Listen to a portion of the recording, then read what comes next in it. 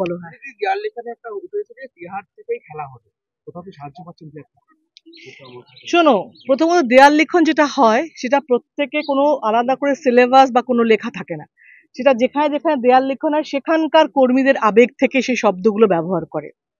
প্রথমত, বীরভূমে বহু নেতা হয়েছে অনুব্রত মণ্ডলের জন্যে।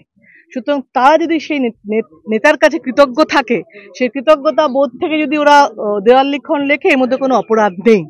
দ্বিতীয়ত, সারা ভারতবর্ষে বিজেপি যদি ইডি সিবিআই কে দিয়ে ভোট করাতে, ভয় দেখিয়ে ভোট করাতে পারে, যদি আমাদের কর্মীরা কেউ লেখে খেলা হবে, তার মধ্যে কোনো অন্যায় নেই, সেটা ঠিকই আছে। নির্বাচনে খেলা হবে, খেলা তো হবে সবসময় আমাদের স্লোগান। এটা খেলা হবে তো না, খেলা হবে শব্দ যদি ক্ষয়ের শব্দ কি, আয় শব্দ কি, এর শব্দ, এটা যদি বিশ্লেষণ করে অন্য, কিন্তু খেলা হবে তো আমাদের স্লোগান। গতবার, তার আগের বার, প্রত্যেকবার তো এই শব্দটা আমরা ইউজ করেছি। দেখুন, তৃণমূল কংগ্রেস যেদিন থেকে বাংলায় ক্ষমতায় এসছে, খেলা হবে করে মানুষের সমস্ত জীবন জীবিকা নিয়ে খেলা করেছে। এবং যখন যখন নির্বাচন এসছে, বহু মানুষ বলি হয়েছে, হত্যা করা হয়েছে, মায়েদেরকে নির্যাতন করা হয়েছে, বাংলার প্রত্যেকটা মানুষ দেখেছে। আজকে দেওয়াল লেখনে অনুব্রত মণ্ডল যেখানে তিহার জেলে আছে এবং জেলা সভাপতি হিসেবেও তাকে রেখে দেওয়া হয়েছে, আর তার নামে আজকে দেওয়াল লেখন করা হচ্ছে। এবং দল তাকে কতটা গুরুত্ব দেয় আমরা জানি না। আজকে কাজল শেখ দায়িত্ব নেওয়ার পরে তার ছবি সহ সমস্ত কিছু থেকে তাকে সরিয়ে দেওয়া হয়েছে। আজকে তৃণমূল কংগ্রেস তার নাম করে ভোট চাইতে যাওয়ার যে আজকে পরিকল্পনা তারা প্রচারের মাধ্যমে রেখেছে, আমরা মনে করি যে বাংলার মানুষ, বীরভূমের মানুষ অনুব্রত মণ্ডলের রাজত্ব দেখেছে। বীরভূমের মানুষ এবারে যে ভোট করবে, নরেন্দ্র মোদীজির দ্বিতীয়বারে যে প্রধানমন্ত্রী হওয়ার, সেই নরেন্দ্র মোদীজিকে দেখেই ভোট হবে। এবং এখানকার সাংসদ, 3 বার সাংসদ হওয়ার পরেও এই দুবরাজপুরের মানুষ তাকে কখনো দেখতে পায়নি, উন্নয়ন তো দূরের কথা। তাই সাংসদকে জিতিয়ে আমরা এই লোকসভার উন্নয়ন চাই, যে উন্নয়ন নরেন্দ্র মোদীজি করছে। তাই ভোটের আগে প্রচারে চমক দিয়ে বা মিথ্যা প্রতিশ্রুতি দিয়ে মানুষকে বোকা বানানো যাবে না।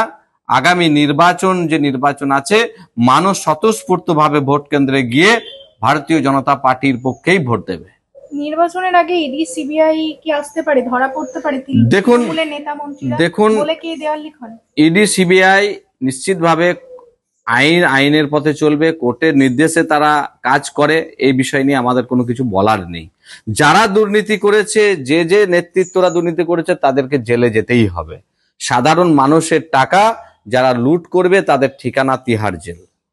তৃণমূলের সাংসদ, বীরভূমের লোকসভা কেন্দ্রের এবারে প্রার্থী শতাব্দী রায়, উনি বক্তব্য রাখতে গিয়ে বলছেন যে দেওয়াল লিখনে আমাদের কোনো নির্দিষ্ট কোনো লেখা থাকে না, কিন্তু এখানে অনুব্রতকে সবাই ভালোবাসে, কর্মীরা ভালোবাসা, সেই আবেগ থেকে এই দেওয়াল লিখন করা হয়েছে। সেই ব্যাপারে কি বলবেন? দেখুন, সাংসদ হিসাবে তিনি কতটা কাজ করেছেন এখানকার মানুষ জানে, এবং অনুব্রত মণ্ডলের দয়াতেই তিনি সাংসদ হয়েছিলেন। এবং তার সাথে অনুব্রত মণ্ডলের দূরত্ব, পার্টির দূরত্ব আমরা সবসময় দেখেছি, বিভিন্ন সময় বিভিন্ন ঘটনা সামনে এসছে। এবং এখানে তৃণমূল এতটাই আজকে নেতৃত্বহীন, যেখানে একজন জেলা সভাপতিও নতুন করে কাউকে খুঁজে পাচ্ছে না, এবং সাংসদ হিসাবে জেলার কোনো নেতার নাম উঠে আসছে না। আর তিনি তো অনেক আগেই বলেছেন যে আপনারা তো আমাকে টিকিট কেটে সিনেমা হলে দেখতেন, এখন তো ফ্রিতে দেখতে পাচ্ছেন। এখানকার মানুষ তাকে আর দেখতে চাইছে না, এখানকার মানুষ উন্নয়ন চাইছে। তাই তৃণমূল মুক্ত বাংলা গড়ার যে কাজ আমরা করছি, বীরভূম থেকেও তৃণমূল মুক্ত করব, এবং এখানকার সাংসদ লক্ষাধিক ভোটে হারবে। তাই দেওয়াল লেখন করে নতুন নতুন গল্প কবিতা লিখে মানুষের ভোট আদায় করা যায় না। মানুষ যে 5 বছরে সাংসদকে পাঠিয়ে 5 বছরের উন্নয়ন, সেই উন্নয়নের খতিয়ান তিনি তুলে ধরুক, তাহলেই বাংলার মানুষ, বীরভূমের মানুষ জানবে যে তিনি কতটা কাজ করেছেন।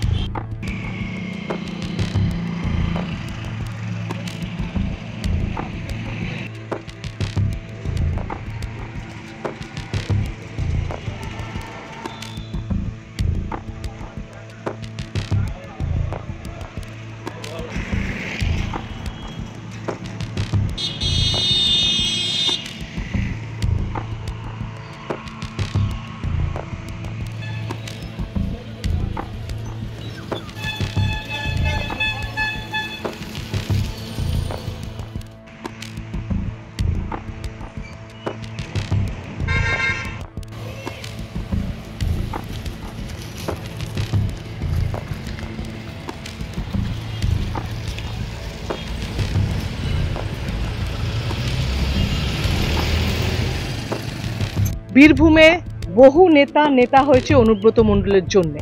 সুতরাং তারা যদি সেই নেতার কাছে কৃতজ্ঞ থাকে, সেই কৃতজ্ঞতা বোধ থেকে যদি ওরা দেওয়াল লিখন লেখে, এর মধ্যে কোনো অপরাধ নেই।